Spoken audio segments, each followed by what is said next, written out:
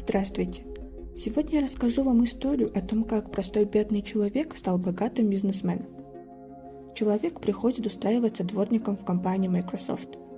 В отделе кадров ему задают вопросы, проводят тесты и, наконец, сообщают: «Поздравляем, вы приняты. Оставьте ваш e-mail, мы уведомим вас о графике работы». «Вообще-то у меня даже нет компьютера», признается человек, «а e-mail и по давно». «К сожалению, тогда мы не можем трудоустроить вас.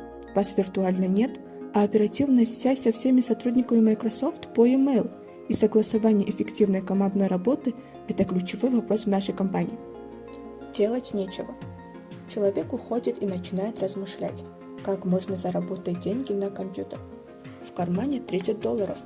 Он покупает у фермера 10 килограмм яблок, выходит на оживленную улицу и продает вкусные и полезные экопродукты.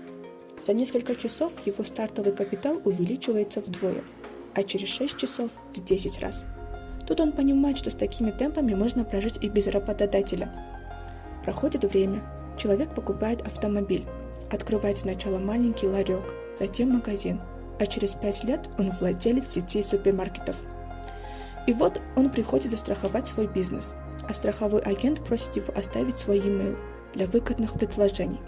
Наш бизнесмен, как и много лет назад, отвечает, что нет у него ни e-mail, ни компьютера. «Просто поразительно», – удивляется страховщик.